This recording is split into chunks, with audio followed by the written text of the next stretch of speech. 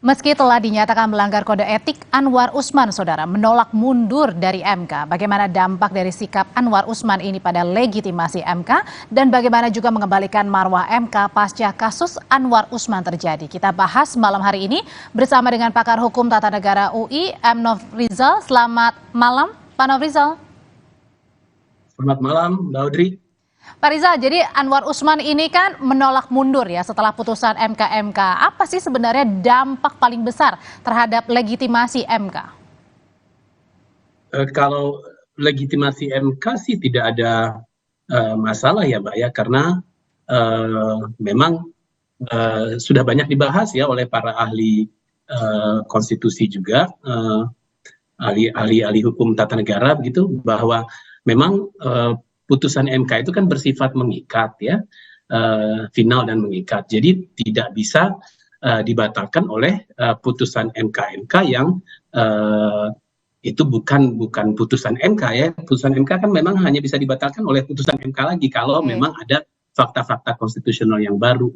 Jadi tidak ada hubungan legitimasinya keadaan sekarang ini dengan apa yang sudah diputuskan oleh MK, dan putusan MK pun juga mengikat juga. Jadi sama-sama mengikat sebetulnya secara hukum ya. Saya sebagai pengajar hukum tata negara ya melihat tidak ada masalah dengan legitimasi MK. Cuma memang kalau kalau bicara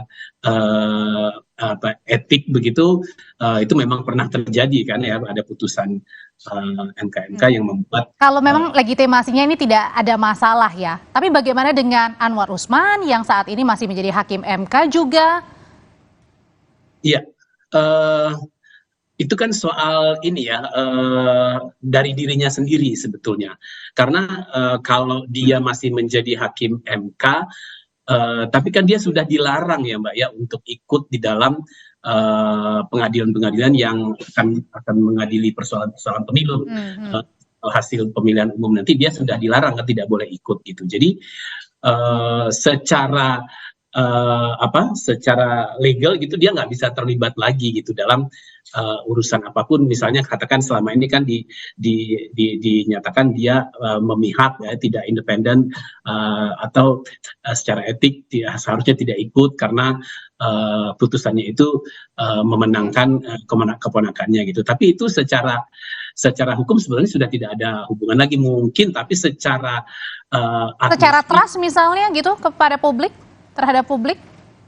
Kenapa? Secara trust atau kepercayaan publik, apakah publik akhirnya meskipun tadi ya dibilangkan Anwar Usman ini memang sudah tidak lagi untuk mengurusi nantinya perkara sengketa pemilu maupun pilkada, tapi secara trust buat publik gimana, Pak Rizal? Ya kalau trust itu kan kembali kepada publik sendiri. Jadi kalau melihatnya secara umum saja mungkin bisa saja trustnya menurun. Tapi kan kalau publik mengerti gitu bahwa dia tidak lagi terlibat dan di dalam situ ada 9 orang hakim yang memutuskan adalah 8 yang lainnya. Kalau memang mengerti, tapi kan tidak semua masyarakat juga mengerti ya tentang itu gitu ya. Orang cuma melihat MK-nya secara keseluruhan gitu. Toh orang masih ada di dalam, dia masih bisa mempengaruhi gitu kan.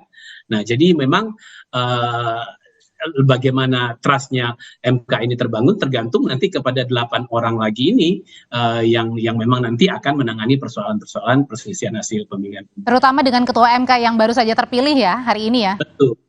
Kalau lihat dari profilingnya Pak Soehartoyo ini gimana? Apakah juga bisa meyakinkan publik akan trust tersebut misalnya berkaitan terutama dengan nanti dari hasil pemilu maupun pilkadanya di 2024, Pak Rizal? Ya kalau profilingnya nggak ada masalah Mbak, dia backgroundnya sangat bagus ya sebagai seorang hakim, kemudian selama menjadi hakim konstitusi juga dia tidak pernah punya masalah gitu. Tapi kalau soal hakim karir ini di MA yang sama-sama dengan Pak Anwar Usman? Hakim karir kan kita tidak bisa bilang hakim karir itu jelek Mbak. Bagaimana kita bisa menilai hakim karir? Maksudnya sama-sama dengan Pak Anwar Usman, apakah ada mungkin timbul tanda tanya atau gimana? Enggak lah Mbak, karena soal penilaian dia sebagai hakim bisa lolos ke Mahkamah Konstitusi aja itu kan sudah lewat saringan yang tidak sembarangan juga gitu ya. Pak Rizal, saat ini seakan-akan tidak habis ya soal batas usia capres cawapres dan kini sebentar lagi juga akan akan uji materi mengenai batas usia capres cawapres. Nah, gimana harusnya MK? Apakah mempercepat penanganan perkara ini supaya tidak lagi gonjang-ganjing dalam batas usia capres cawapres? MK bisa saja mempercepat ya, tapi kan seperti dibilang kemarin oleh Pak Jimli, pertandingan sudah berlangsung gitu ya. Jadi tidak mungkin lagi kita mundur lagi. Kita nggak tahu berapa hari bisa diputuskan gitu. Tapi yang jelas proses pertandingan sudah dimulai dan kembalikan, Prof. Jimli juga bilang kembalikan lagi kepada rakyat memilih calon yang disukai. Cuman masalahnya kan sekarang rakyat kan meminta calon-calon yang disediakan adalah calon-calon yang dipercaya gitu, calon-calon yang legitimasinya baik, kan begitu permintaan masyarakat di dalam sebuah demokrasi, kan begitu. Iya, dan artinya juga berarti batas usia yang sedang nanti diuji materi kan ini apa kata Pak Jimli, artinya nanti kemungkinan besar akan berlaku di nanti ya 2029 begitu ya. Baik, terima kasih.